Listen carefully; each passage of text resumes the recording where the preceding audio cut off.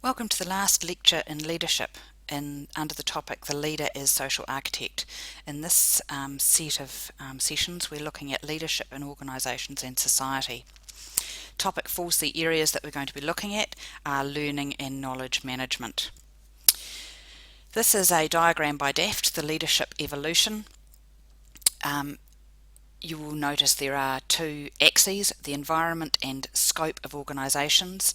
In the bottom right left-hand corner we have Era 1, Great Man Leadership, which was where we had macro leadership in a very stable world.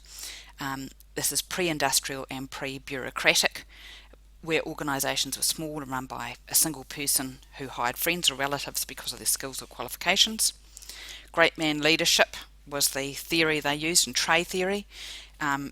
Emphasis on personal leader traits, single hero who saw the big picture and how everything fits, and decisions were made on tradition. We went to rational management after World War II, where we were still in a stable environment, but it was more of a micro setting. The world organisations are now growing so large that they require rules and standard operating procedures to ensure efficiency and effectiveness, hierarchy of authority, lots of staff supervision and control, very vertical organisations, decisions based on practice procedures. Then we've gone to a chaotic situation where in Era 3 where we've actually had team leadership, where the world is not stable, rational management was not successful. Think about the oil shocks in the 70s, globalisation in the 80s and 90s, where we go to team leader, a lot of Japanese domination, teams downsizing, quality programs, diversity, open communications and empowerment, improvement of staff performance, increase of motivation and commitment, but some leaders are still trapped in the old ways, and we've also had quite a bit of downsizing. Now we've moved to the era of learning leadership. Well, that's the theory. This is leadership in the digital age, no traditional control or position power, uses lots of vision, values and relationships to influence, constantly experimenting, leading and changing, encouraging each other's growth and development. You need a lot of resilience to flourish in this kind of environment. We strive for a learning organisation, all involved in identifying and solving problems, with a focus on creating a vision and shaping the culture and values to achieve it. Next we have a slide with a reminder, forces driving organisational change, something to think about.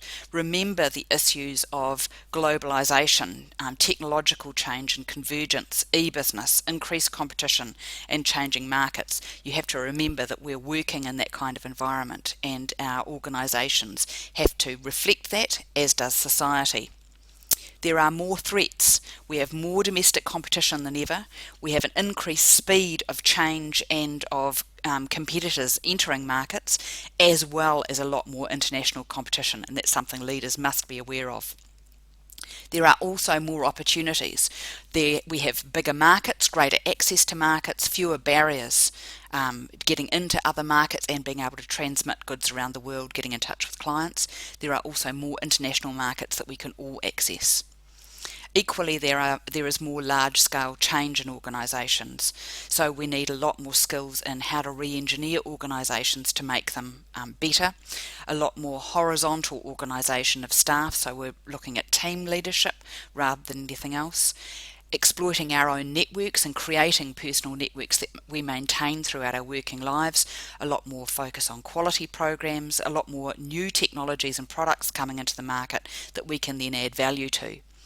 A lot more mergers, joint ventures and consortia, where we're actually forming organisations to do a specific project, then breaking up and reforming in a different way. So you may be a specialist marketing organisation rather than something that does all layers, or you're not vertically integrated. A lot more virtual and global teams, a lot of strategic change, a lot of cultural change is needed in organisations to make this work, and this emphasis on learning organisations, which we're going to talk about later on. Thanks, that's it for this session.